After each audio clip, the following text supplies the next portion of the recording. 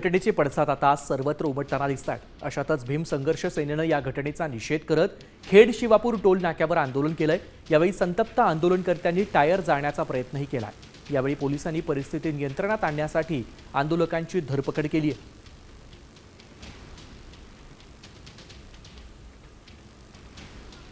पोलिसांकडून बळाचा वापर होतोय।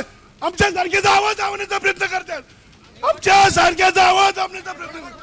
आमच्यासारख्याचा आवाज, त्याला फाशी द्या, त्याला फाशी द्या। नसरापूरमध्ये झालेल्या चिमुकलीवर लैंगिक अत्याचार घटनेच्या निषेधार्थ गनिमी कावा संघटनेनं जोरदार आंदोलन केलंय।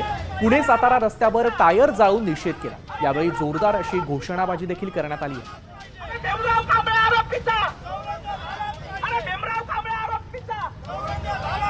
आरोपीला फाशी